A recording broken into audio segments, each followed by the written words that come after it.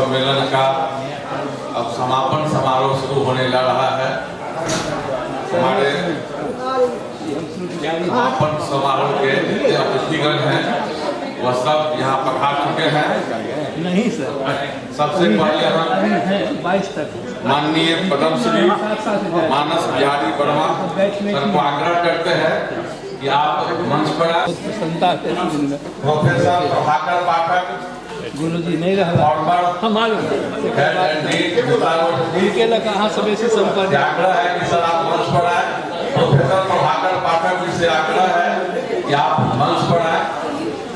Professor Ram Vinod Singh sir हमारे आज के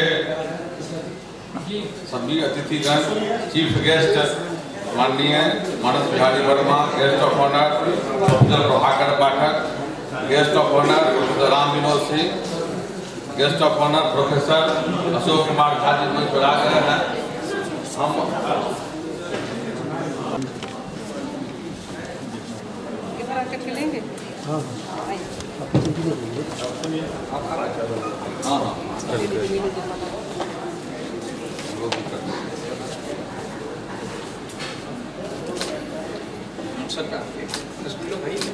रिकॉर्ड में जाएगा।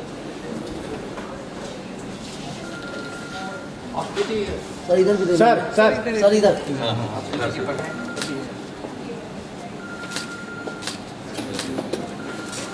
क्या बात जाएगा, किसी का फेसबुक पर खाली नहीं कर जाएगा। सर इधर समीक्षा करेंगे उसका भी सबसे पहले रैंकिंग कमेटी के चेयरमैन आदरणीय प्रोफेसर चंद्र सर से आग्रह है कि आप आज के चीफ गेस्ट पद्मश्री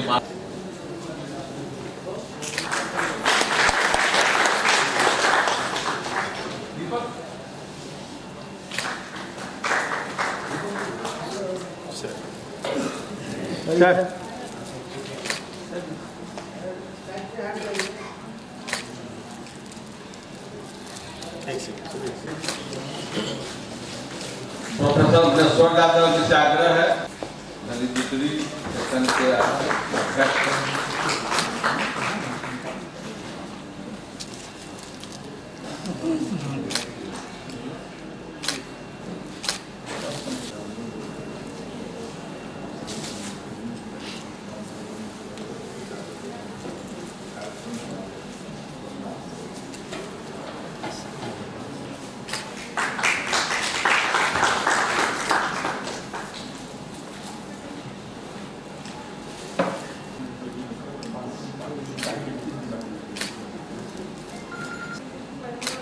के और joint secretary doctor Ghanshyam Nayak professor Ram Vinod Singh ji को सम्मानित कर रहे हैं।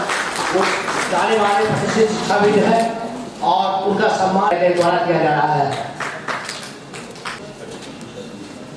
एक सूचना हम आपको यह भी दे रहे हैं कि वर्तमान में Indian society of Gandhian studies का मैं समारोह को मनाने के लिए हमारे लोग हो गया, अब लोग नहीं था, लोग इधर हो गए और धन्यवाद को स्वीकार करें। आपने एक ठीक समय पर बहुत अच्छा कार्य किया और मुझे पिछले टेक्निकल सेशन 4 में भाग लेने का मौका मिला। मुझे मेरे लिए एक बहुत खुशी की बात थी कि बिहार के विभिन्न भागों से और बाहर से देश के विभिन्न भागों से जिन लोगों ने भी इसमें अपना वक्तव्य दिया वह बहुत ही परिपक्व था और यह प्रकट होता था कि उन्होंने कितना होमवर्क किया है। वैसे इंटरनेशनल सेशंस में जो मैंने नाम वगैरह देखे, जर्मनी में महात्मा गांधी के स्मृति में उनकी विचारधाराओं को फैलाने के लिए एक संस्था है। ये मुझे नहीं मालूम था, मेरी अनुभूति था। यूनाइटेड स्टेट्स, इंग्लैंड वगैरह तो क्वाइट कॉमन है सब चीज़ के लिए। विद्युत मंडलियों ने इस्तेमाल किया और मैं देख रहा हूँ कि at least after I retired in 2005, जब मैं इसमें थोड़ा पढ़ने में लगा तो मैंने देखा कि गांधी जी के बारे में तो हर समय लोगों का जो इंटरेस्ट होता है जिसको करते हैं वो बढ़ते जाता है। और वाकई जो यंग जनरेशन नए नए जो शिक्षण में जाए या समाज सेवा में जाए तो उन लोगों ने अनुसंधान शुरू किया और उनके प्रकाशित लेख पढ़ने के बाद में मालूम होता है कि गांधी जी हर युग में, हर समय में, हर समाज के हर वर्ग के लिए कुछ न कुछ अपना, इसको कहते हैं ना, इंटरेस्ट पैदा करने के लायक। तो लोगों ने, विद्वानों ने, कवियों ने, बहुत बड़े बड़े दार्शनिक और लेखकों ने तो उन्हें युग पुरुष का वह 19th सेंचुरी या 20th सेंचुरी या 21st सेंचुरी इसमें उनको बद्ध करके आप नहीं रख सकते। One has to go to millennium to find out a personality like Gandhi. वैसे रीडर्स डाइजेस्ट वाला में 20th सेंचुरी का सबसे बड़ा किसको बनाया तो विंस्टन चर्चिल को बनाया, जिन्होंने गांधी जी को कहा था ये देखे फकीर। और गांधी जी ने अपनी यूनिवर्सिटी में उसको कहा था कि अगर हमें मौका दिया दें तो मैं माननीय प्रधानमंत्री, ब्रिटिश प्रधानमंत्री जी को यह दिखला दूं कि अच्छा फकीर कौन होता है। मैं तो उस तक अभी तक नहीं पहुंच पाया। तो ये गांधी जी की किसी भी सिचुएशन को ह्यूमरस वे से लेने की यह एक बहुत बड़ा व्यक्तित्व का गुण।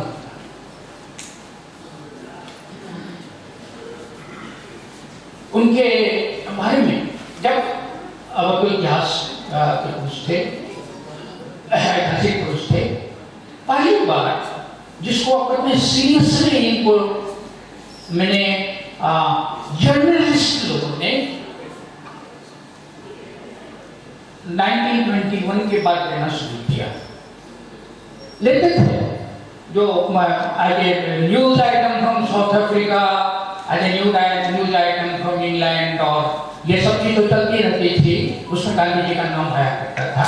मैं इसको सीरियसली लेने का मतलब ये कहता हूँ कि उस समय 1930s में एक बहुत बड़े अमेरिकन इतिहासकार विल ड्यूरांट ने पहली बार Gandhi ji versus British empire इसका एनालिसिस किया, एक बुक लिखी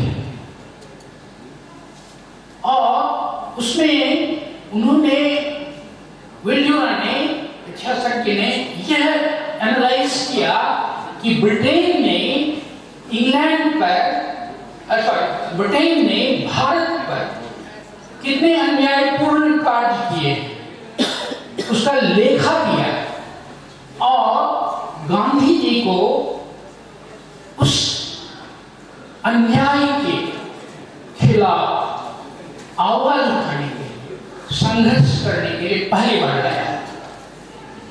आप लोगों में से जो भी इसको गूगल वगैरह में सर्च करें करते हैं। और सबसे बड़ी बात है कि उस किताब को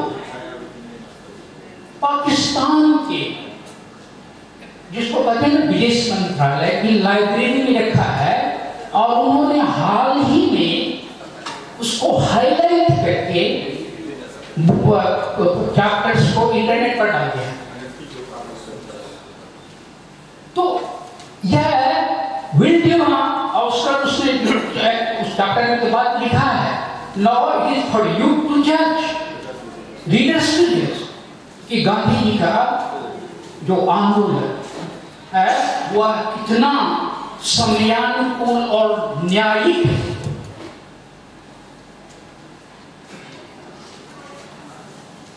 है। वह तो एक जिसको कहा जाता है कि एक युग पुरुष के रूप में आते ही हैं, मानवता के सारी गुण विभूतियों को, जिन लोगों ने कुछ मूल्यों के लिए, मानवीय मूल्यों के लिए इस विश्व इतिहास में कार्य किया है। सुकरात, महात्मा बुद्ध, ईसा मसीह, तो इनकी थॉट उस प्रकार से ठीक है। आज मॉर्निंग के सेशन में मैंने सुना कि बहुत पहले हमारे जो राजनीति विज्ञान के विशेषज्ञ हैं उन लोगों ने कहा कि अहिंसा और सत्य तो गांधी जी ने आर्मरी के रूप में यूज किया, एक अस्त्र के रूप में यूज किया। यह सही है, लेकिन आप कोई भी अस्त्र को तभी यूज करते हैं जब उसमें आपको विश्वास हो। अगर मान लीजिए थोड़ी देर के लिए उस अस्त्र ब्रह्मास्त्र हो या वो जो अर्जुन ने जो भगवान श्री कृष्ण भगवान शंकर से प्राप्त था पाशुपतास्त्र, जब तक उसमें विश्वास नहीं हो तो उस अस्त्र को यूज करने से आपको उसका फल नहीं मिलेगा। तो गांधी जी के लिए तो असत्य, अहिंसा, यह सब उनके विश्वास का था। कहा जाता है कि जब तक विश्वास के बिना मंत्र भी इफेक्टिव नहीं,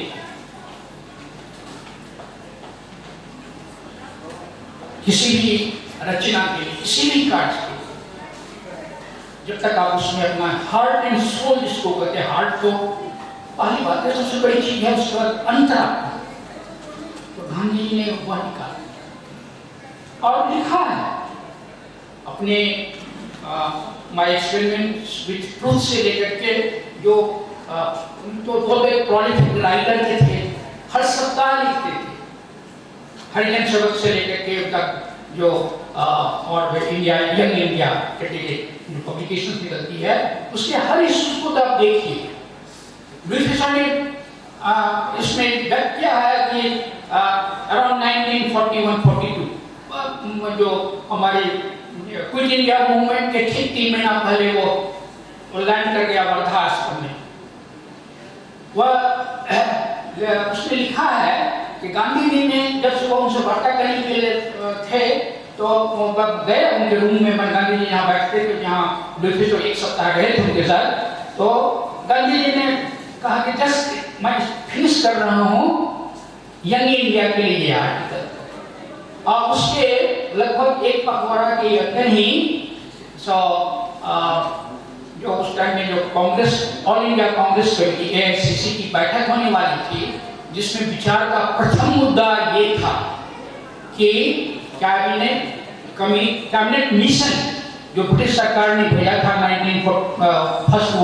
सेकेंड वर्ल्ड वॉर के टाइम में, कि निगोशिएट करने के लिए कांग्रेस से वो एलाइड पावर को समर्थन दें, और जो क्योंकि वाइसराय ने यूनिलैटरली डिक्लेयर कर दिया था India the participation and in the second world war as allied power, तो इस पर चर्चा होने वाली थी कि उसका कैबिनेट मिशन का जो प्लान था और जो इन्विटेशन दिया गया था कांग्रेस को कि आप ज्वाइन कीजिए इंटरिम गवर्नमेंट, या वो कहते थे वाइसराय का एग्जीक्यूटिव काउंसिल, जिसमें उन लोगों ने 1930 वगैरह में एक बार ज्वाइन करके आ गए थे।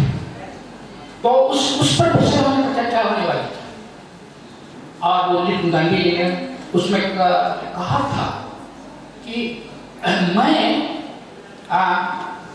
नहीं चाहूंगा कि हम लोग फिर वाइसराय के एग्जीक्यूटिव काउंसिल में जाएं, लेकिन अगर आप मुझसे कुछ तो तुरंत मैं इसका सोच नहीं पा रहा हूं उसकी क्या त्रुटि है, लेकिन लगता है कि कुछ त्रुटि जरूर है, क्योंकि शायद जो 1990 के बाद जो हुआ था, साइमन कमीशन आया था, उसके बाद एग्रीमेंट वगैरह वगैरह हुआ था, जो फर्स्ट राउंड टेबल कॉन्फ्रेंस वगैरह हुई थी, उसके बाद जो अनुभव था, देश का जो अनुभव था, उसके बाद शायद उनके बैक ऑफ द माइंड में रहा।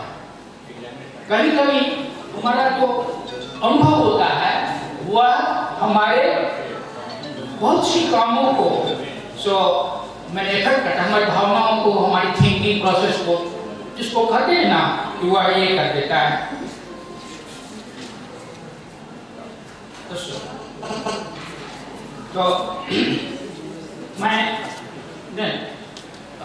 तो इसमें मैं ये कहा था, और उन्होंने लिखा है, कहा है कि मैं आज जो कर रहा हूँ, हो सकता है कि मैंने जो फैक्ट्स मेरे पास आए हैं और जो मैंने चिंतन की है, जो एनालाइज किया, उसके बेसिस पर मैंने यह कदम या यह वक्तव्य दिया है। हो सकता है कि मैंने सत्य का पूरा रूप नहीं देखा।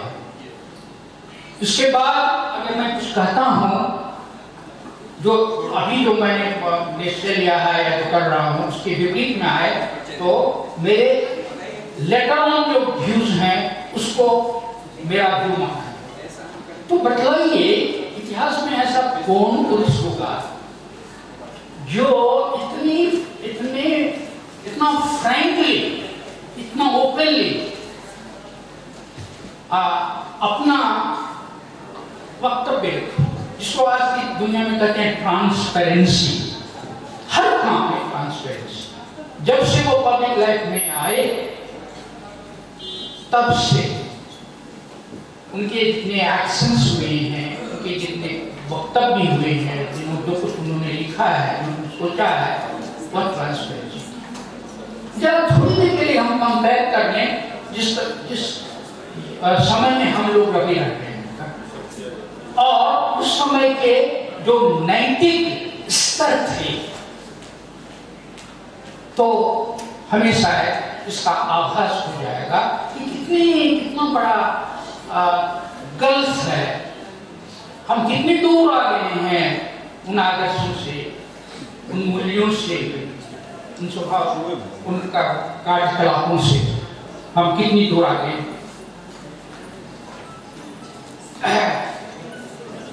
मैंने डॉक्टर APJ अब्दुल कलाम की के कुछ संस्मरण वगैरह देख रहा था, तो उन्होंने लिखा है कि जब पहली मुलाकात उनकी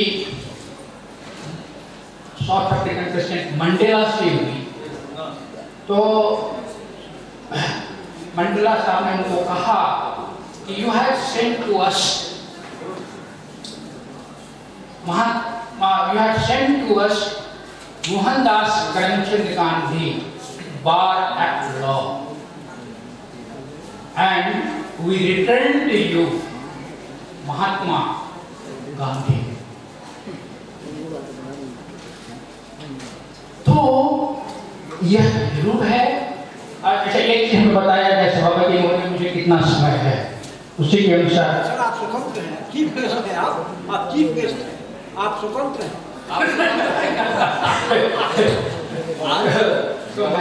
और सेल्फ डिसिप्लिन आप रहते हैं, इसलिए अच्छा, तो सर 2 घंटे का कार्यक्रम है, उसी में सब लोगों को सर करना। अच्छा मैं समझता हूँ। तो मैं वापस इसी में अनुरूप रूप में अपने भाषण को रखने का प्रयास करूंगा।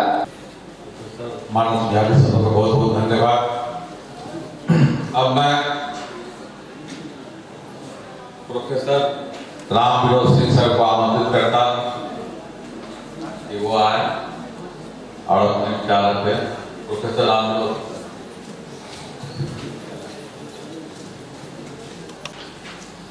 आदरणीय मानस बिहारी वर्मा जी, वे केवल राष्ट्रीय स्तर के वैज्ञानिक ही नहीं है बल्कि एक मनीषी हैं, और हम लोगों का सौभाग्य है कि जब भी हम लोगों को किसी तरह की संवेदना, सहायता या प्रेरणा की जरूरत होती है तो हम लोग के आग्रह पर सदा उपस्थित रहते हैं। इसलिए मैं उनको बधाई देता हूँ, उनके प्रति कृतज्ञता व्यक्त करता हूँ।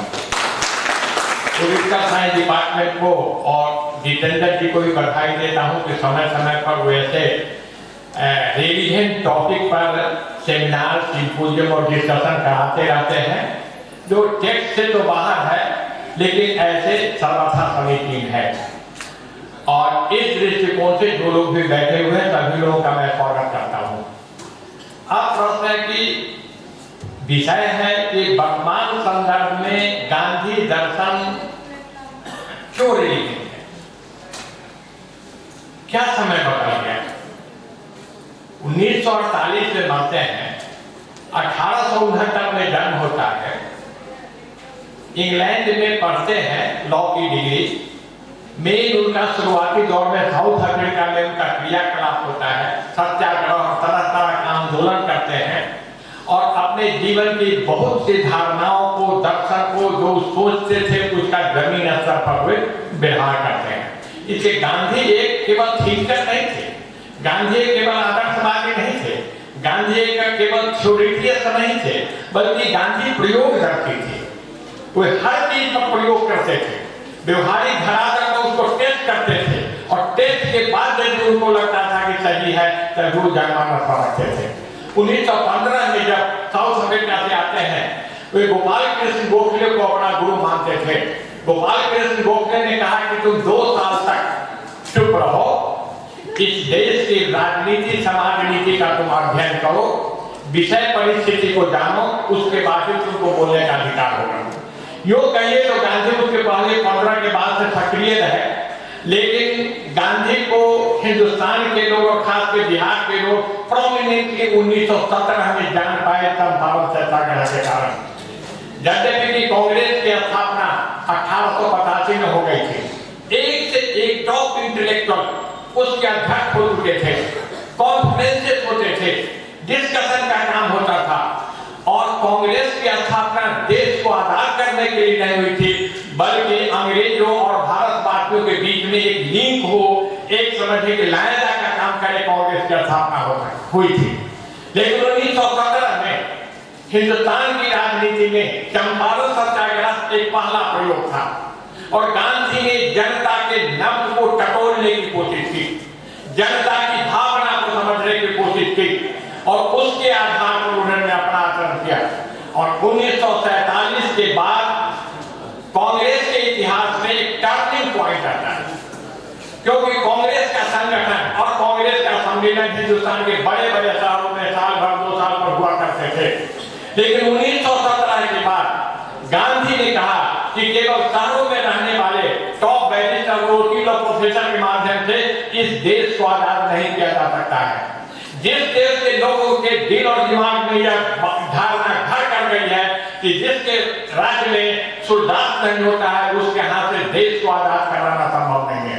गांधी ने कहा कि जब तक विचार की इस स्थिति को, इस स्टैग्नेशन को, इनर्शिया को नहीं तोड़ा जाएगा तब तक जन को आंदोलित नहीं किया जा सकता है। और 1917 के बाद गांधी ने यही काम किया और हर 2-4 साल पर एक कार्यक्रम किया, आंदोलन चलाया। 1917 के बाद आप देख लीजिए कि नॉन कोऑपरेशन जो वर्मा साहब ने चौड़ा चौड़ी का इंतजाम किया, उनके दर्शन के अनुसार चौड़ा चौड़ी का प्रयोग असफल रहा। उन्होंने देशवासियों से माफी मांगा लेकिन हार उन्होंने नहीं स्वीकार की। तुरंत हुए बैठे और समझे कि देश के सामने एक कंप्लीट कॉम्प्रिहेंसिव एजेंडा बनाया जिसको कंस्ट्रक्टिव प्रोग्राम कहते हैं, सिद्धांतक काम कहते हैं, जिसकी भूमिका राजेंद्र प्रसाद ने ली थी। और देखा कि जब देश के नौजवानों को देश हित में, देश की आजादी के लिए जनहित में हमने आह्वान किया है, उनको सक्रिय किया है, अब उनको घर बैठने नहीं दिया जाना चाहिए। और जो आजादी की लड़ाई में थे, जो चौड़ा चौड़ी के बाद थे, सब लोगों को उन्होंने कंस्ट्रक्टिव प्रोग्राम में झोंक दिया और एक के बाद एक वो समझे कि सिविल लापरवाही हो और सब गांधी देखते रहे। लेकिन अब यह हम देखें कि हम जो कुछ भी सोचे उसके बाद यह देख ले कि सोचने का आधार क्या है, सोचने की पृष्ठभूमि क्या है, इसकी व्यवहारिकता क्या हो सकती है। हम लोग देश की आजादी की बात तो करते हैं, 15 अगस्त 1947 को से साकार भी हो गया। विकास की बात करते हैं और अभी के संदर्भ की यदि बात करते हैं तो इसका स्पष्ट मतलब होता है कि पोस्ट इंडिपेंडेंस पीरियड में जो देश में जो राजनीति, समाज नीति, अर्थनीति की जो धाराएं हैं, जो प्रवाह है, जो दर्शन है, जो जमीन पर चल रहा है, वो गांधी के दर्शन से कितना मेल खाता है, क्या गांधी के दर्शनों का नकारात्मक है, नकार रहा है।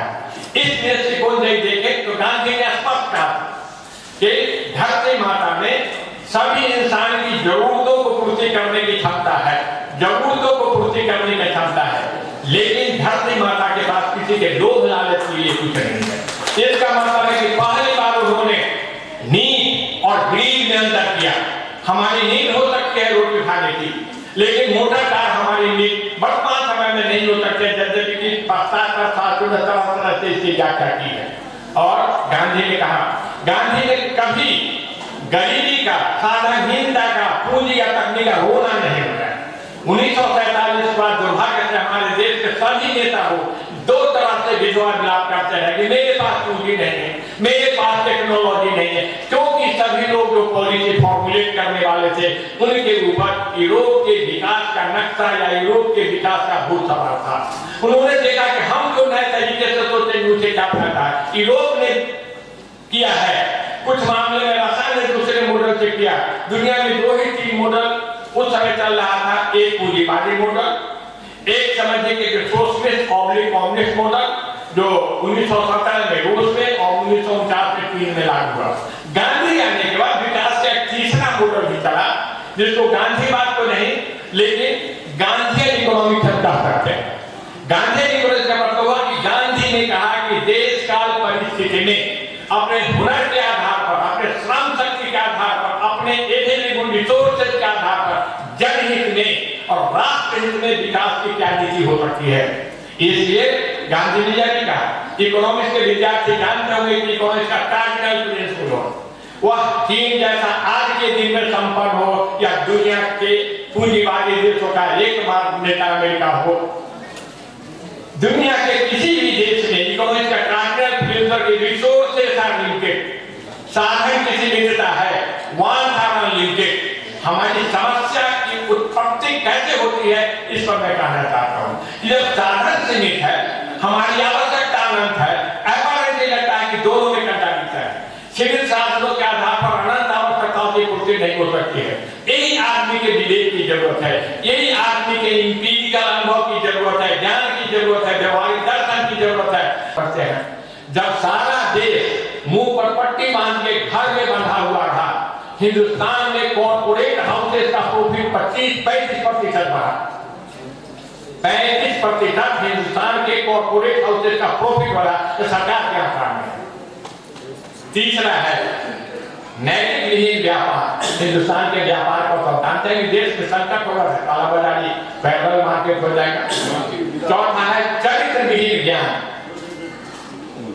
बोर्ड में फर्स्ट क्लास है, लेकिन एक केस में सुना देता ऑनर्स का टॉपर बोर्ड में मिनिस्टर मगर रिपोर्ट देगा बड़ा बड़ा यंग एसपी आया, जेपी शेखो द्वारा आश्रम में कैद कर रहे थे। जेपी ने आया, कहा कि हम एक संकट में पड़ गए हैं, आप इसका समाधान कर सकते हैं, क्या बताओ। कहा कि मगध यूनिवर्सिटी में पॉलिटिकल साइंस ऑनर्स में टॉपर है, गोल्ड मेडलिस्ट है, क्रिमिनल है, लॉ एंड ऑर्डर के लिए प्रॉब्लम हो गया। अभी यदि मैं उसको बुक कर दूं तो उसका कैरियर बर्बाद हो जाएगा। अब आप बताइए कि हमें क्या करना चाहिए। जयप्रकाश ने कहा ये आपकी समस्या है और गंभीरता इसको सोचिए कि क्या करना चाहिए, क्योंकि अभी देश में रिक्शा वाला से ज्यादा पैसा अधिक ले लेता है, यह प्रॉब्लम नहीं है। देश में व्हाइट कॉलर क्रिमिनल की समस्या जो हड़पता है करोड़ों हड़पता है। 10,000, 12,000, 15,000 करोड़ रुपया सरकारी बैंक का पैसा लेके यूरोप में मौज कर रहा है, मस्ती कर रहा है, कब का लाइफ जी रहा है और निश्चिंत है, वह जानता है कि देश में कुछ होने वाला है, कोई भी। उसके बाद एक पांचवा है आत्मसम्मान विहीन सुख। अब दारू पीने वाला तो देख लीजिए, अभी बिहार में सबसे बड़ा ट्रेड और क्विक प्रॉफिट वाला दारू का बिजनेस है। मानवता विहीन विज्ञान और अंतिम है त्याग बिना उपासना।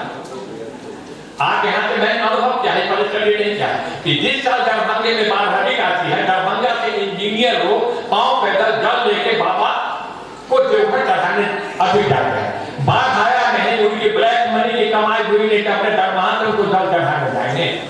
इस दृष्टिकोण से मित्रों अब एक ही चीज कहेंगे, बाल्टिया ने आपके लोगों के लिए कहा है, बाल्टिया ने कहा है कि I have give you everything, मैंने आपको सब कुछ दे दिया, लेकिन हमारे बस की बात नहीं है टू गिव यू टुमारो।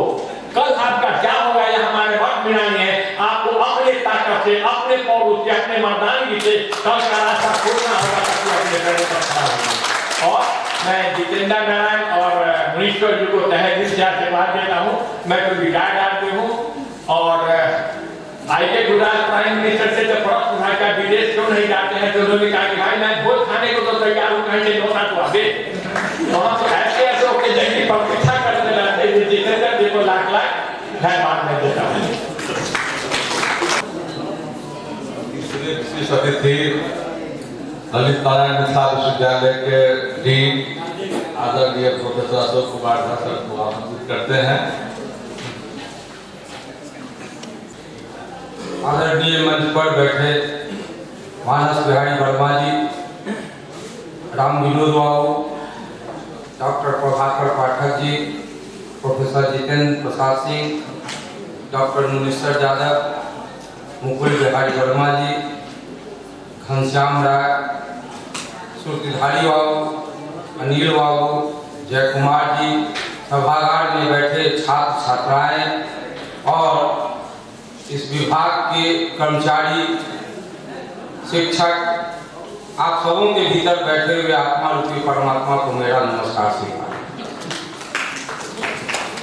मैं ज्यादा समय नहीं लेना चाहता, इसलिए कि जहां प्रभाकर पाठक जी हों, धारा बह रही हो और उसमें बहुत बड़ा पत्थर यदि गिर जाता है तो शांत होने के बाद ही कोई उसे सुनना चाहे। तो राम विनोद बाबू जितना बोल गए, उसके बाद जो भूचाल तरंगे उठी थी उस तरंग को शांत होने देते तब हम आते तो आप हमारी बात सुनते थे। लेकिन वो झंझावात में जैसे कोई खंगाल देता है मिट्टी को, उसी तरह से खंगाला हुआ और हम अपने को दीन समझ रहे हैं। दीन दीर्घी का यहाँ पर बात चल रही थी कि गांधी दर्शन या कुछ और बातचीत आई कि हमें गांधी जी बनना चाहिए। मैं अपने छात्रों से निवेदन करना चाहता हूं कि आप गांधी को मत बनो, क्योंकि आप जो हो वही बनो। न तो गांधी भी बन पाओगे और न जो हो वह बन पाओगे, आप बंदर बन जाओ। इसलिए गांधी के विचार को पढ़ेंगे, उसके दर्शन को पढ़ेंगे, देखेंगे, लेकिन हम वही पढ़ने के लिए चलेंगे। हमें चलना जिस ढंग से है, गांधी जी का टांग बहुत बड़ा था, हमारा छोटा है, हम गांधी जी जैसा लंबा लंबा चलने लगेंगे गिर जाएंगे। इसलिए अपने ढंग से चलो, लेकिन उनकी भावना को लेकर हमको चलो, को देखते। हमें गांधी जी लगा कि गांधी जी को गुजरात में नहीं पूछा गया, गांधी जी को बिहार में पूछा गया और इसीलिए यहाँ पर आकर उन्होंने आंदोलन की।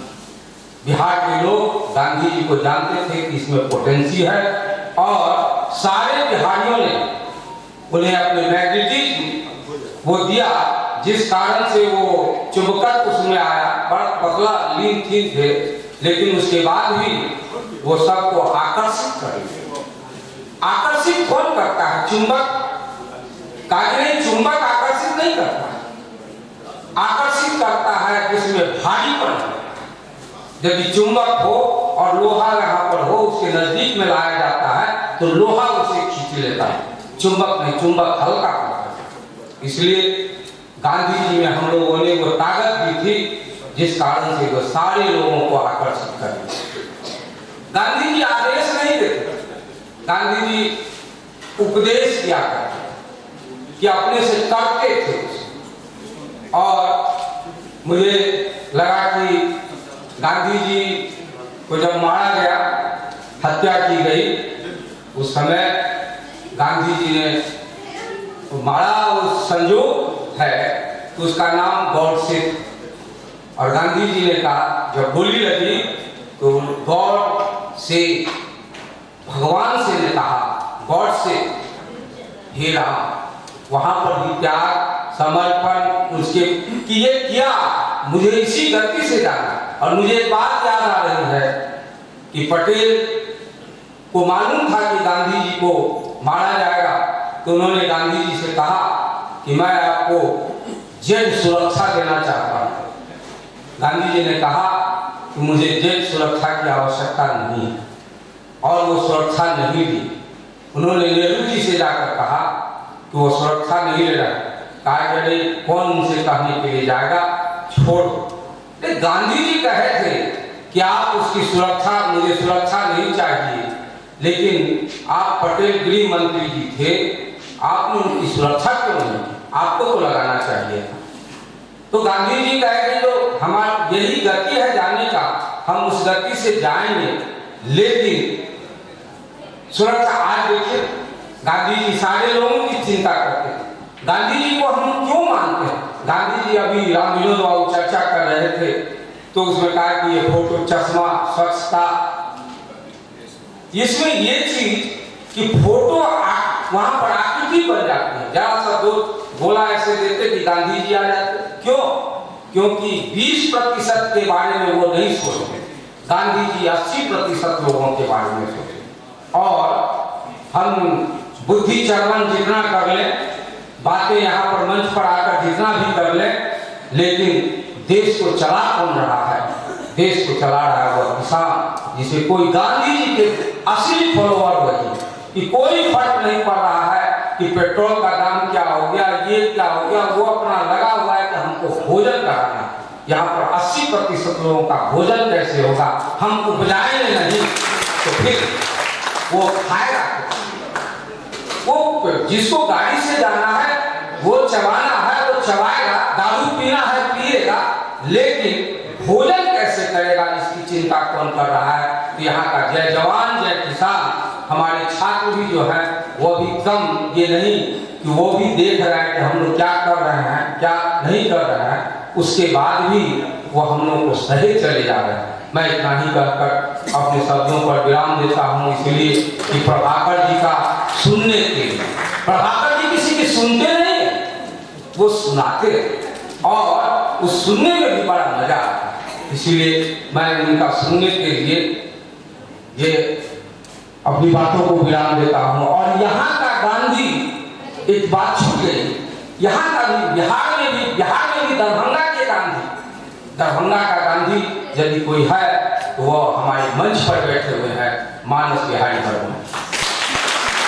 इसलिए WIT की जब स्थापना हुई थी तो उस समय एक बात आई कि ये आए, ये क्या जानते थे कि यार WIT में किस तरह से काम चलेगा, लेकिन ये कहा कि ये काम, हमको इतना कंप्यूटर चाहिए, हमको इतना चाहिए। और जब इनका फाइल आता था तो यहाँ पर वो लंबा चौड़ा हो जाता था।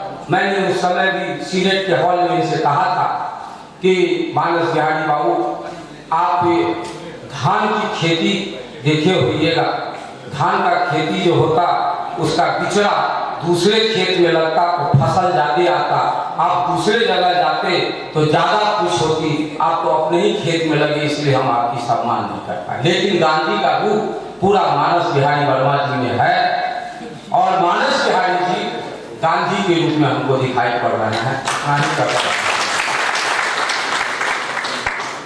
बहुत धन्यवाद सर। अब कुछ समय में बहुत सारी बातें आपने बताई। अब आज के कार्यक्रम के अध्यक्ष डॉक्टर प्रभाकर पाठक जी हैं। मैं दो बात कहना चाहूँगा कि अभी लॉकडाउन पीरियड में हम जब GMRD कॉलेज में प्रभारी प्रधानाचार्य थे तो मैंने महाकवि सम्मेलन आयोजित किया, और मुझे सर का फेसबुक पर फोटो दिखाई दिया। तो जब मैं 82-84 में CM कॉलेज में था, उस समय मैं सक्रिय भी था छात्र जीवन में, तो उस समय सर के पास हम बराबर जाया करते थे। तो मुझे लगा कि सर आज भी सक्रिय हैं। मैंने फोन नंबर लिया और मैंने कहा सर एक कवि सम्मेलन कर रहे हैं, आप मुख्य अतिथि में आइएगा। और सर ने कहा नाम सुनते ही पहचान गए, अरे तुम कहाँ हो इतने दिनों से? बोले सर अभी प्रिंसिपल बने हुए हैं, एक डियर में फंसे हुए हैं। तो सर ने कहा कि मेरा नाम सिर्फ डॉक्टर प्रभाकर पाठक लिखो, ब्रोशियर पर कुछ मत लिखो, क्योंकि मुझे लोग प्रभाकर पाठक के नाम जानते। जब मैं जो था तो था, तो आज मुझे पुनः एक अवसर मिला सर को मंच पर आमंत्रित करने का, और आज के कार्यक्रम का अध्यक्षता भी कर रहे हैं। तो हम अपने गुरुदेव डॉक्टर प्रभाकर पाठक सर से आग्रह करते हैं कि आज के अध्यक्षीय संबोधन के लिए सर आए।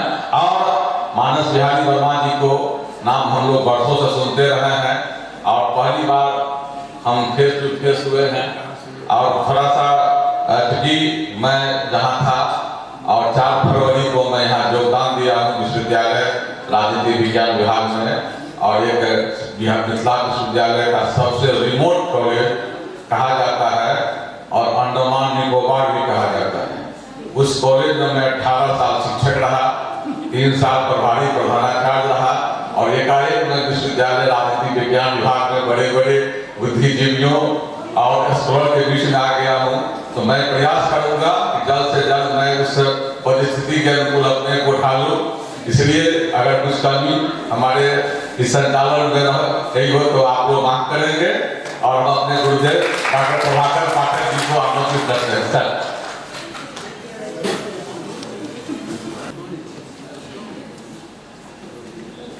गांधी के बाद आंधी भारत की थम गई है। गांधी के बाद आंधी भारत की थम गई है, जलती हुई नसों में चांदी ही रम गई है। आजाद वे भगत थे अशफा आजाद वे भगत थे अशफा आला, जो कूद के पहनते थे फांसियों की माला। अब कौन पहन रहे हैं और क्या पहन रहे हैं? अब वे नेतागण, अब वे पहन रहे हैं गजराऊ हार यारो, अब वे पहन रहे हैं गजराऊ हार यारो। है गोलियां भी खाते, है गोलियां भी खाते, वे नींद की ही यारो, वे नींद की ही यारो। तो मित्रों, गांधी के बाद आंधी भारत की थम गई है। कहीं कहीं राम विनोद बाबू ने इसका संकेत किया है। माननीय मानस बिहारी वर्मा जी पद्मश्री इनसे छोटा है, इन्हें तो और आगे जाना चाहिए था। तेजस के निर्माण के साक्षी रहे हैं, लेकिन क्या कहा गया, यह देश, यहाँ के लोग, यहाँ के नेता ऐसे हैं जो पूज्य पूजन भाव को बिल्कुल भूल चुके हैं। निर्माण के साक्षी को निमंत्रित नहीं किया गया। मैंने अपने निबंध में इसका उल्लेख किया है। दिनकर ने कहा है, पूजनीय को पूज्य मानने में जो बाधा क्रम है, पूजनीय को पूज्य मानने में जो बाधा क्रम है, वही मनुष्य का अहंकार है, वही मनुष्य का धर्म है। बड़ा दुख हुआ था ये दिन, क्यों? ये क्या है? जितेंद्र नारायण ने जो इनको दिया है, या दरभंगा में या कहीं भी जो इनको मिलता है, मंच पर जो सम्मान मिलता है, वो पद्म विभूषण या किसी विभूषण से आगे है। वे नीति विभूषण है, वे विज्ञान है। राम विनोद बाबू, जैसा कि उनके नाम में ही विनोद लगा हुआ है, उनको देखते ही हम लोगों की प्रसन्नता अपार हो जाती है। अर्थशास्त्र के जितने ही विद्वान हैं, जितने ही अधीत हैं, न केवल अर्थशास्त्री, बल्कि आपने देखा कि किस तरह उन्होंने गांधी का भी मंथन किया है। मुझसे निश्चित रूप से 1 दशक तो बड़े वो हैं ही, और मैं समझता हूँ कुंवर सिंह को पार करने वाले होंगे या पार कर लेंगे। क्या सर? 1 वर्ष कोई बात नहीं है सर, 80 वर्षों की हड्डी लगा के बात कर रहे हैं। अरे तब क्या बात है, 80 वर्षों की हड्डी नहीं है तो 83 वर्षों की हड्डी है। और मंच पर अभी अभी आपने युवक का तेवर देखा अशोक जी के रूप में, उनका तेवर आपने बहुत बार अखबारों में भी देखा होगा। उनका निधानपन हम लोगों को प्रसन्न करता है ईमानदारी से।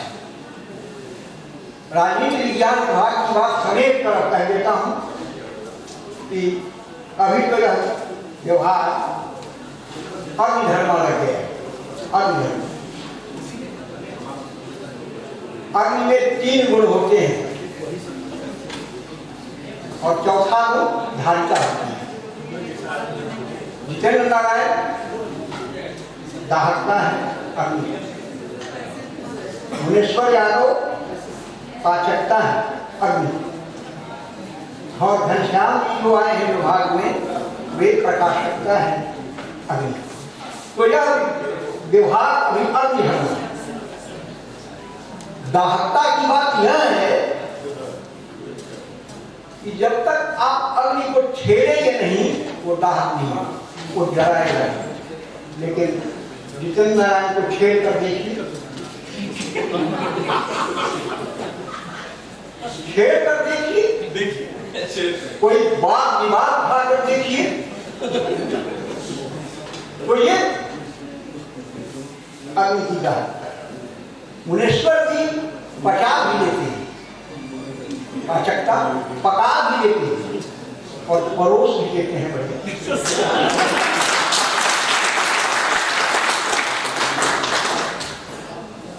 और घनश्याम जी की प्रकाशकता को आप यहाँ पे इससे पहले भी थे, वहां से आप देख रहे हैं और यहाँ आप देख ही रहे हैं। आप मुकुंद जी, आप इन तीनों को सम्मिलित करने वाले पात्र जिसको मैंने भाषा कहा है। अगर पात्र न हो तो अग्नि दहन कर दे, पुआल पर आग को रख दें तो उसकी दाहकता की, लेकिन उस आग को आप पात्र में रख दें तो हवन कुंड बन जाएगा। जितेंद्र वही वो हवन कुंड है।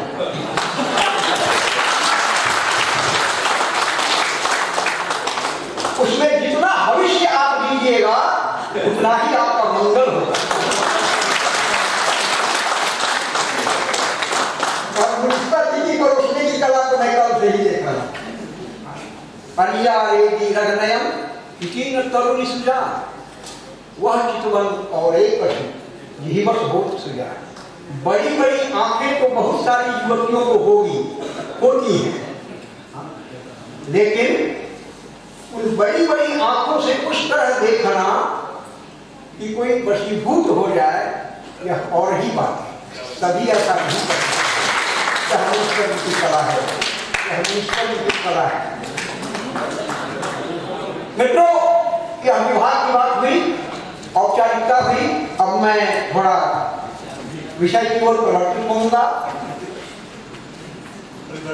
मैंने सोचा कल रात छोटे समय मैं सोचता हूँ, तो मैंने सोचा कि राजनीति विज्ञान विभाग में मुझे जाना है और वहाँ शिष्य ने आमंत्रित कर दिया है अतिथि के रूप में या अध्यक्ष के रूप में, जो भी हो, तो क्या होगा, क्या होगा?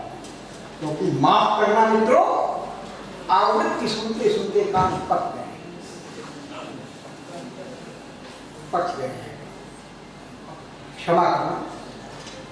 अभी अशोक जी ने कहा प्रभाकर पाठक सुनाते हैं, सुनते हैं। खैर मैं क्या सुनाऊंगा, सुनाता तो मेरा बालक जितेंद्र है।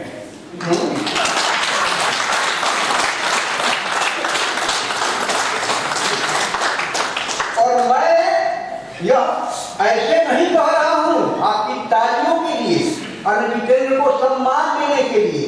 ये शंकराचार्य ने कहा था, तावत वर्धन्ति शास्त्राणि जम्बुकावतने यथा नगर गति महाशक्कर यावत वेदांत केशरी। वेदांत का सिंह जब शंकर दहाड़ता है तो महाशक्ति काली ही चुप रहती है। राजनीति विज्ञान के एक मेधावी विद्यार्थी के रूप में इस शख्स को मैं युवावस्था से जानता हूँ। छात्र था, उसने मेरा भी विरोध किया था। हाँ, वो अलग बात है कि मैंने 1 मिनट की सजा दी थी,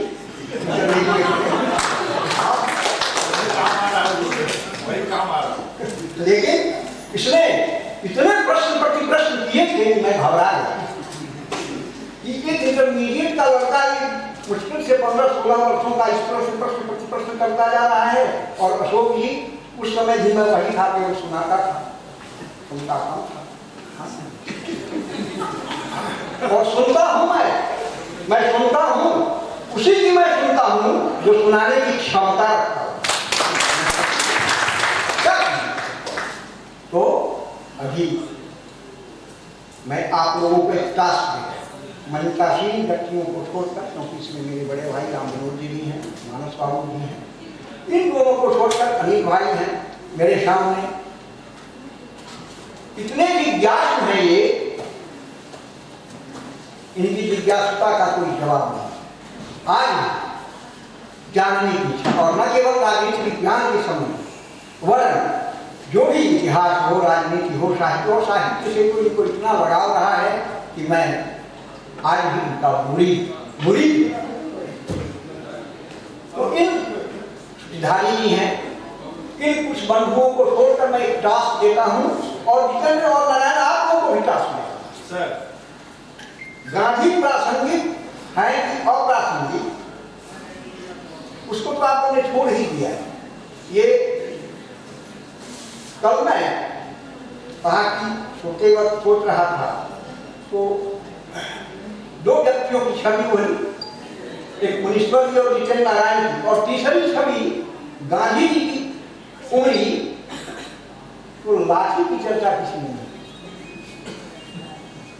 लाठी की चर्चा और उस घड़ी की चर्चा नहीं होती तो कमर में लटका, मित्रों कमर में लटकाते थे घड़ी।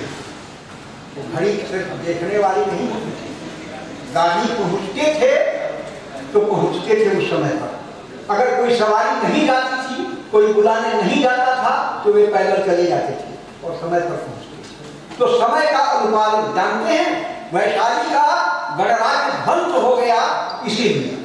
गौतम बुद्ध ने आनंद को कहा था कि जब तक समय का पालन ब्रिटिश गणतंत्र में होता रहेगा तब तक अजातशत्रु इस पर आक्रमण नहीं कर सकता, करेगा भी तो इसको जीत नहीं सकता। इसलिए वो घड़ी की आपको यह बतलाने के लिए आप समय का पालन करें, जो को आप समय का पालन करें।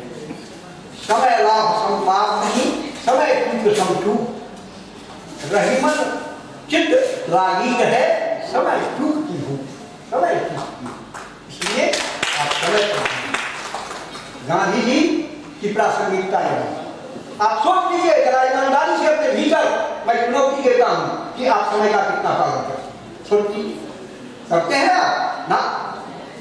मैं चुनौती के साथ होगा। लकुजी की बात हुई तो मुझे कृष्ण याद आया। रसखान का एक सवैया है, रसखान कबो इन आखिर तय प्रगटे बगता बाग तड़ाग निहार कोटि न हुनकर भौत के धाम करी लगे कुंजन ऊपर वालकुटी पर काम याको राज की को तरीका।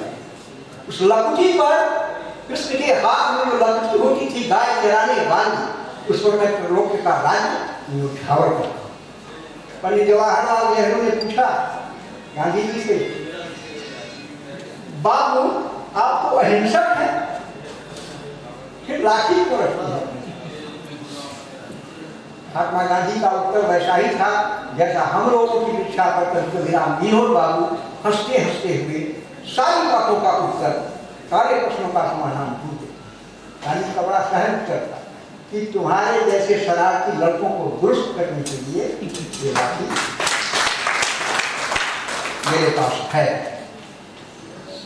जवाहरलाल जी ने दूसरा प्रश्न किया बाबू, आपके बारे में प्रसिद्ध है कि आप क्रोध नहीं करते। ये सब प्रासंगिकता है बाबू, मैं उससे अलग हटूंगा ही नहीं, ना हटूंगा कहीं नहीं। तो वहां वाले बात पूछी, बाबू आप क्रोध नहीं करते हैं, ऐसा ये ईमानदारी है। जैसा कि कहा मानस बाबू ने भी और सर रामविनोद बाबू ने भी कहा, उन्होंने ट्रांसपेरेंसी की बात की और रामविनोद बाबू ने कहा कि किस तरह वे मान लेते थे अपनी त्रुटियों गलतियों। पूछा बाबू आप क्रोध नहीं करते, क्रोध नहीं करते, सुना है आपके बारे में, क्या ये सच है? अब देखिए गांधी जी पारदर्शिता, गांधी पुस्तक आप व्यवहार जानते हैं, क्रोध नहीं कहो उसको, लेकिन खींच जरूर होती। तो कहा आप कब होती है, ये भी तो बताइए। कहा कि सुहास को मैं सुहास चंद्र बोस, सुहास को मैं बहुत मानता, लेकिन उसे समझता है। त्रिपुरी कांग्रेस में ही ना पट्टाभी का रवि त्रिपुरी कांग्रेस में मेरी बात नहीं मानी और खड़ा हो गया, तो जो तुम पूछना चाह रहे हो उस जैसा कुछ हुआ था, जैसा कुछ हुआ था। ये गांधी की पारदर्शिता है और ईमानदारी कितनी, यह कुहक, यह कसक, यह वेदना, यह टीस, यह मलाल मरते मरते बापू के हृदय में रहा होगा। मैं इसको घोषित कर के सुभाष चंद्र बोस के प्रति कुछ हो गया। ये सारी बातें याद आ रही हैं मुझे, कहा फिर मैं कह रहा हूं कि मुझे प्रश्न याद आ रहे हैं। अब पढ़े, नहीं पढ़े हैं तो मेरी निजी पुस्तकालय में वह पुस्तक है, उसको लेकर पढ़ सकते हैं। आपके का हड़पने की बात नहीं करिए, तो बहुत हड़प देते हैं लोग। वो गिरिराज किशोर की एक पुस्तक, 600-700 पृष्ठों की पुस्तक, पहला गिरने किया 600-700 पृष्ठों की है, पढ़ने में खैर चाहिए। लेकिन आप पढ़ेंगे राजनीति शास्त्र के विद्यार्थी, इतिहास के विद्यार्थी, तो आपको पता चलेगा कि साहित्य राजनीति को किस तरह अपने आगे बढ़ाता है। इतिहास साहित्य का उपयोग है और राजनीति उसके पांव। राजनीति की गति से वह चलता है और इतिहास से अपना खाद्य लेता है, खाद्य सामग्री वहां। तो ये पहला जो उपन्यास है, तो 3 उपन्यास की चर्चा मैं यहाँ पर नाम दूंगा, चर्चा करूंगा तो 10 दिन 20 दिन कितने दिन लगे कोई बात ही नहीं है। पहला और बसंत पाटिल का एक उपन्यास है, आप सुनो नौजवान, बसंत पाटिल का एक उपन्यास है, मिले तो पढ़ लें, वो अभी मेरे निजी पुस्तकालय में है, हड़पने के लिए नहीं। महानायक, वो अभी 700-800 पृष्ठों की पुस्तक है। आपके महानायक को अमिताभ बच्चन है। महानायक एक ही हुआ है इस देश में, हम कहेंगे विदेश में। देश और विदेश में भी हुआ। अरे विदेश जापान है कि नहीं भाई, तो हिटलर ने मान लिया ना उसको नायक, माना था ना, तो महानायक है। और देखिए मराठी होते हुए, मुंबई के होते हुए बसंत पाटिल में महानायक। और जानते हैं आप उसका रेफरेंस पढ़िएगा तो 500 अंग्रेजी की किताबें पढ़ी हैं उसने, और हिंदी की करीब 250 किताबों की सूची है, और साक्षात्कार जो किया है 57-58 व्यक्तियों से किया है, तब उसने महानायक लिखा है। और उसे भी आप चाहें तो पढ़ सकते हैं, महानायक पढ़िए। और दुर्दम एक उपन्यास, गंगाधर गांधी, लोकमान्य तिलक, ये सभी गांधी के चहेते और गांधी की अड़ल बगल के लोग रहे हैं। इसलिए मैं इनकी चर्चा करता हूं कि आपको मैं एक ठोस शीर्षक देता हूं आज गांधी की प्रासंगिकता के संदर्भ। आप उस पर सोच कीजिए, आप सोचिए नौजवानों, और विद्वानों से भी मैं कहूंगा, कृष्ण और गांधी इनमें क्या संबंध? इनकी राजनीतिक अवधारणा का आप तुलनात्मक अध्ययन, कृष्ण की और गांधी की राजनीतिक अवधारणा का आप तुलनात्मक अध्ययन कीजिए, इनके व्यक्तित्व का सिद्धांत बाबू आप तुलनात्मक अध्ययन कीजिए। आप देखिए, मैं बताता हूँ, थोड़ी सी बातें बताता हूँ बस, उसके बाद मैं विराम दे दूंगा। कैसी समानता है दोनों? महात्मा गांधी का जीवन जेल में तो कुछ बीता ना, कुछ ही सही 10 वर्ष 20 पर जो मिलाकर बीता हो, और कृष्ण का जन्म ही कारागार में, कृष्ण का जन्म ही कारागार में, और महात्मा गांधी ने भी जेल में जीवन बिताया। अभी बचपन में मैं ला रहा हूं इस पर भी, बचपन में आया। पुतली बाई गांधी की माता, उन्हें क्या कहती थी? मोहनिया, नट मोहनदास। पुतली बाई मोहनिया थे। उनके साथी बैरिस्टर दक्षिण अफ्रीका तक से होकर जब तक भारत बढ़ आए तब तक वो क्या रहे? मोहनदास। मोहनिया से मोहनदास बैरिस्टर जब हो गए, बैरिस्ट्री जब करने लगे, और जब रविन्द्रनाथ ठाकुर ने देखा कि यह तो त्याग होती है, तो उन्होंने क्या कहा? महात्मा। महात्मा की उपाधि विश्व कवि रविन्द्रनाथ ठाकुर। 3 नाम हुए, मोहनिया, मोहनदास और महात्मा। कृष्ण पर आइए, गोकुल में रहते थे तो कान्हा। इनके भी तीनों नामों में वही है, और उनके भी शुरुआती से अंत तक तीनों नामों में वही। गोकुल के लोग उन्हें कहते थे कान्हा। जब वे मथुरा गए तो देवकी ने उन्हें कहा कन्हैया, बलराम ने कहा कन्हैया, और सभी जो कौरव व्यक्ति थे, उग्रसेन वगैरह, उन सब ने मथुरा में कहा कन्हैया। और उसके बाद क्या हो गए? श्री कृष्ण। तीसरे फेज में हर, मैं समझता हूं कि ऐसे थे क्या? ऐसे थे हर व्यक्ति के जीवन में आते, ऐसी पलटी हर आदमी मारता। एक ऐसा मोड़ जरूर आता होगा कि वहां से उसे दूसरी ओर संधान करना पड़ता है। तो यह आपने देखा कि किस तरह का इन दोनों में नाम का साम्य है, नाम का साम्य। और कृत्य का साम्य देखिए, कृत्य का साम्य है। ये सारी की सारी चीजें हमारे लिए कितनी प्रासंगिक हैं। मां को, महात्मा गांधी की मातृभक्ति की बात किसी ने नहीं,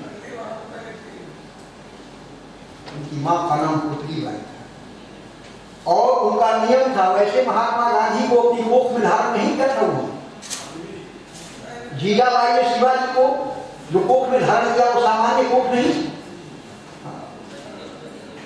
पुतली बाई तब तक भोजन नहीं करती थी जब तक सूर्य भगवान के दर्शन नहीं करती। आप पढ़िए, सूर्य भगवान के दर्शन जिस दिन नहीं होते थे उस दिन उनका उपवास होता। तो महात्मा गांधी ने लिखा है कि हम लोग उस दिन बहुत बेचैन रहते, जिस दिन बादल आसमान में छाए रहते थे उस दिन हम लोग बहुत बेचैन रहते थे और छत पर चले जाते थे यह देखने के लिए कि सूर्य भगवान कहीं भी अगर दिखाई पड़े तो जाकर मां को सूचित करें कि मां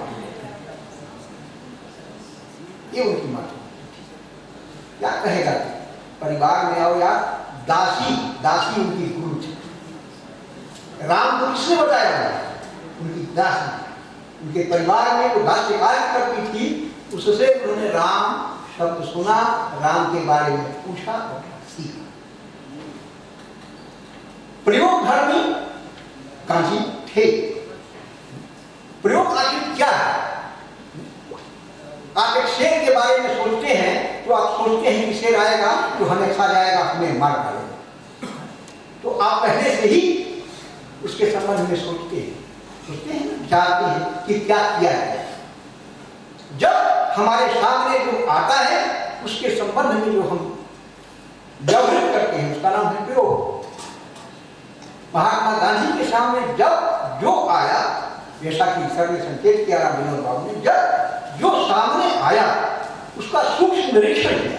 हम करते नहीं, हमारे पास कितना समय है, हमारे पास समय है जो हम सूक्ष्म निरीक्षण दूसरों का करेंगे, हम अपना कितना सूक्ष्म निरीक्षण करते हैं। एक बात तो मैंने कही ना कि मैं जब सोता हूं तो 5 मिनट 10 मिनट जरूर सोचता हूं। क्या सोचता हूं, क्या सोचता हूं भाई? वही सोचता हूं। कल जब था विश्वविद्यालय में तो यह सोचता था कि कल क्या पढ़ाना है और उसकी सारी रूपरेखा में तैयार कर देता था। दूसरे दिन भाजता था, आराम से भाजता था। ये सब सुनिए खूब मजे में, वैसे जितेंद्र नारायण करती वैसे करती। तो सवाल यह है कि आप अपने भीतर झांकते हैं। महात्मा गांधी की सबसे बड़ी विशेषता यह थी कि वे अपने भीतर झांकते थे। अपने भीतर झांको, या 2 सेकंड आंख लो, 2 सेकंड आंख लो और भीतर देखो या क्या। इसको कहते हैं क्या? स्वरूप दर्शन या आत्मदर्शन। आप स्वरूप दर्शन करो, आपको अपने भीतर सारी चीजें। महात्मा गांधी ने अपनी भूल स्वीकार की, चोरा चोरी करे की चर्चा की सर ने। कृष्ण भी क्या थे? रणछोड़ प्रसिद्ध है ना, कृष्ण भी रणछोड़ प्रसिद्ध है।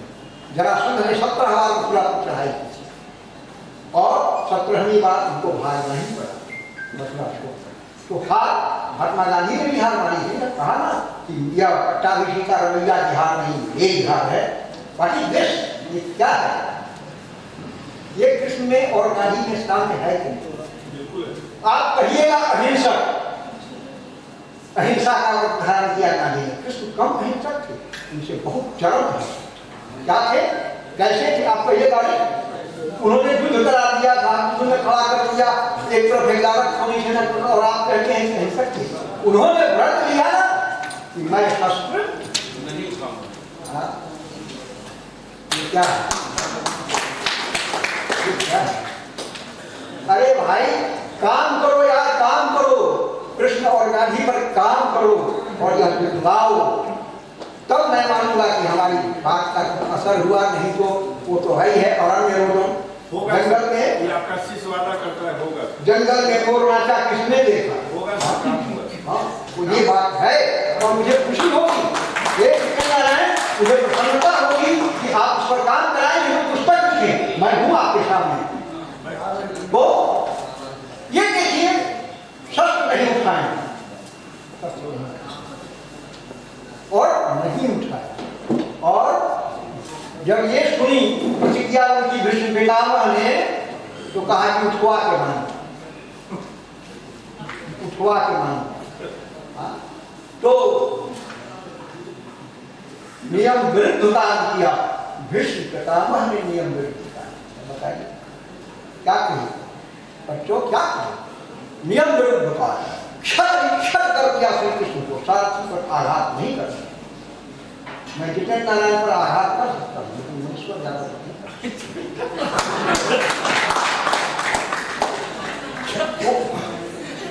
ये तो सारथी को क्षत कर, घायल कर, रक्ताक्त हो गया कृष्ण का। मित्रों, कांता कटाक्ष शिखा, ये सब जाता है। कांता कटाक्ष शिखा नतहंति यस्य चित्तं निर्दहति को प्रतिशान्तः कर्षति भूरि विषया, कर्षति भूरि विषया न च लोभपाशै लोकत्रयं जयति, लोकत्रयं जयति कृष्णमिदं सधीरः। वह धैर्यवान व्यक्ति, वह धैर्यवान व्यक्ति त्रैलोक्य विजयी होता है। क्या करते हैं? और उसमें सर एक दायित्व भी आपके कांता कटाक्ष शिखा। क्या जी समझ रहे हैं ना? जी हाँ, जी हाँ। मृगनयनी के कटाक्षवान जिसके चित्त को विचलित नहीं करते, जलन पैदा नहीं होती। वो जलन ही दूसरी है। वो जो कुछ कुछ होता है वाली बात है ना, वो जलन ही कांता कटाक्ष से सीखा जो जिसका शरीर उससे जलता नहीं। स्वयं गांधी ने लिखा है, स्वयं महात्मा गांधी ने लिखा है कि जब ये अपने पिता करमचंद गांधी की सेवा में थे, वे बीमार थे, स्वस्थ थे, तो उस समय वे उनका पांव दबा रहे थे सेवा में, और बगल के कक्ष में बात हुई। अचानक इनको ऊँघ आने लगी, नींद आने लगी, तो इनके मन में आया कि मैं भी जाकर कक्ष में सोता हूं।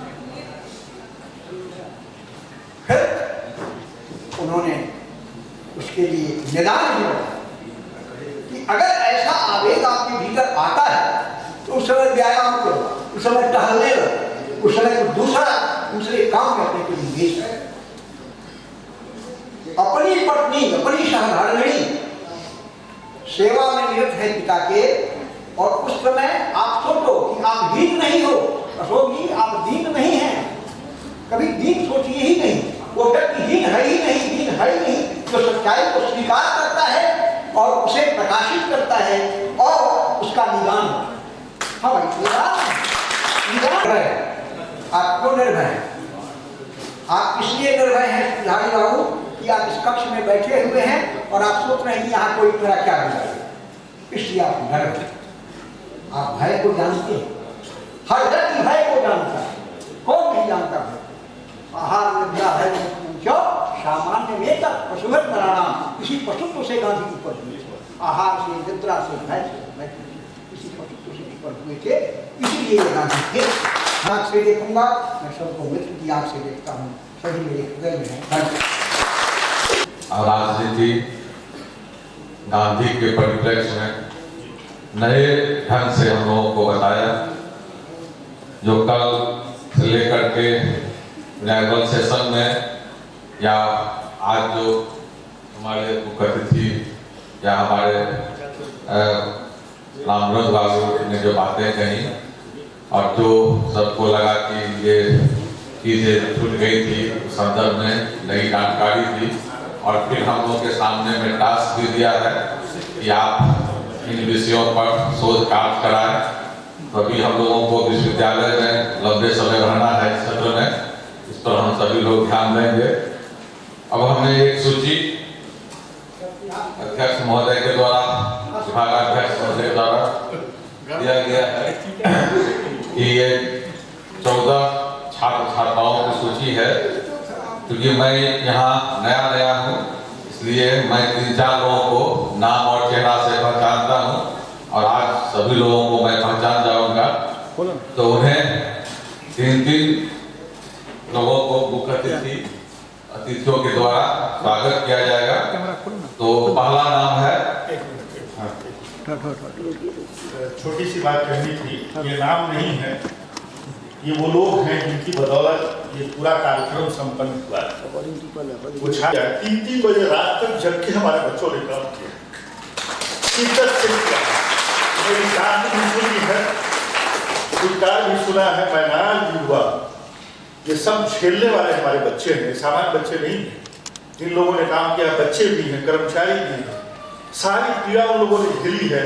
पैसा आपने कहा कि कर लो, मैं कर लूंगा, उसकी भी परवाह नहीं थी। और अपने घर के बच्चों को कभी कभी हम कहते हैं कि देखो जी ये गड़बड़ हो गया है, कंप्यूटर बजाय ठीक कर देना। वो नहीं उतना जल्दी होता है और उतनी शिद्दत से नहीं होता है, उतनी भावना से नहीं होता है, कभी भी उसको कोई गुरेज नहीं है। मैंने प्रभाकर सर को एक बात कही थी, एक प्रसंग गुरुदेव ने कहा था, प्रसंग ऐसा है जो कि डिस्क्लोज नहीं कर सकते हैं सिवाय इसके कि सर पर एक प्रश्न आया कि आप जितेंद्र को बहुत मानते हैं, अपने बच्चों से भी ज्यादा। गुरुदेव ने कहा कि ये प्रसंग आया है जितेंद्र बड़ा गंभीर है। उन्होंने कहा कोई गंभीर गुरुदेव नहीं है, बच्चे हमारी अनुकृति होते हैं, कुछ करे नहीं करे एक प्राकृतिक प्रोसेस है जिसमें हमारे चेहरे मोहरे का भी हो जाएगा, कुछ गुण भी उसमें आ जाएगा, अनुकृति है। और अनुकृति में माँ बाप दोनों का योगदान होता है, कोई नहीं क्लेम कर सकता है कि ये मेरा है। और बच्चे कृति होते हैं, उसका निर्माण औरत शिक्षक हो या मर्द, अकेले उसका वो निर्माण करता होता है। इसलिए कृति पर गर्व होता है और कृति ही जीती है। तो हमारे बच्चे हमारी कृति है और उन लोगों ने किया है गुरुदेव, इसलिए ये नाम नहीं है। घनश्याम जी ने आपको बुलाए हैं और हम क्या कहें, मेरे पास कोई शब्द नहीं है गुरुदेव। उसी भाव से ये धारावाहिक बना रहेगा। सबसे पहले हम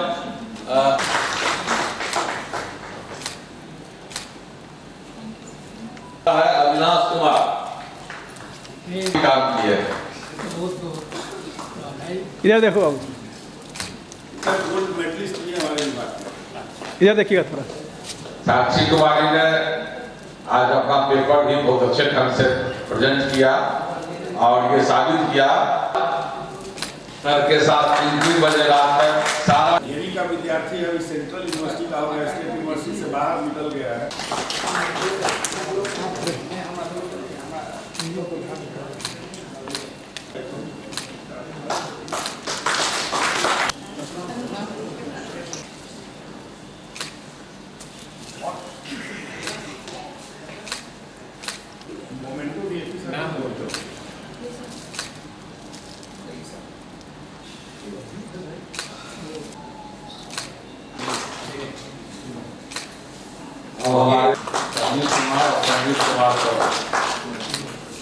मुनेसर जी आइए, एक आदमी को दे दीजिए।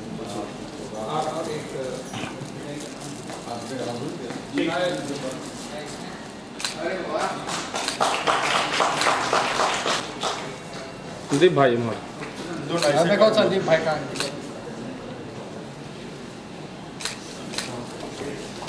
और आप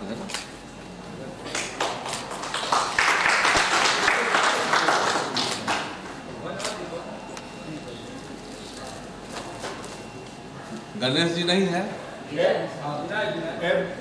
विनय जी, विनय जी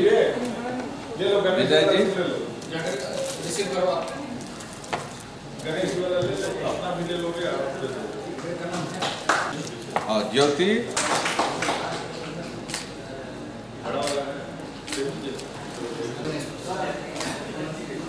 इधर देखिए। 4:05 हुआ है, 4 बजे तक समाप्त करना था। और अब धन्यवाद ज्ञापन के लिए हम अपने विभाग के और इस कार्यक्रम के संयोजक का धन्यवाद ज्ञापन करने का मुझे अवसर मिला है और इससे मैं बहुत अधिक ओवरवेल्म फील कर रहा हूँ। लेकिन मैं अपने विभाग की तरफ से जो भी सम्मानित अतिथि है, जो भी पार्टिसिपेंट है, उस सबका धन्यवाद ज्ञापन करना चाहता हूँ। सर्वप्रथम मैं पद्मश्री मानस बिहारी वर्मा सर का धन्यवाद ज्ञापन करता हूँ। के बारे में, गांधी जी के बारे में कुछ नई तथ्यों को हम लोग के समझ रखा और मुझे ये भी मालूम चला जो गांधी जी के अनुरूप ही कुछ कार्यों को करने का प्रयास कर रहे हैं, जैसे दलित उद्धार, शिक्षा का प्रसार, ग्रामीण स्वराज की स्थापना, इस संबंध में जो अपना प्रयास कर रहे हैं लोग। तो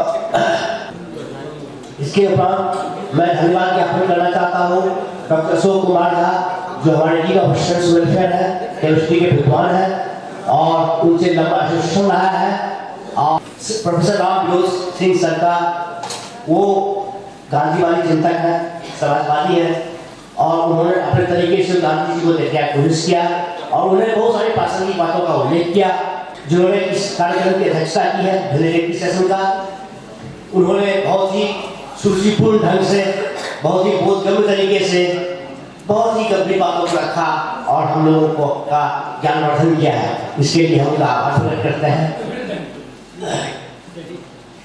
हम अपना आभार प्रकट करना चाहते हैं हमारे जो ऑडियंस है, ऑडियंस में डॉक्टर सुधारी सिंह जो के कॉलेज मधुबनी से आए हैं, आज के तकनीकी सत्र में उन्होंने अध्यक्षता भी किया है सुबह में, डॉक्टर जय कुमार झा और हमारे जो distinguished newly recruited, recently recruited teachers of political science like Alok Ranjan है, अनूप मिश्रा जी है, रंजीत कुमार राम है और कई सारे लोग हैं जिनका नाम मैं नहीं कर पाया। तो उन सबों के प्रति रिसर्च स्कॉलर है संजय कुमार है, जो ऑडियंस में बैठे हुए हैं, उन सब लोगों के प्रति भी मैं आभार व्यक्त करता हूँ।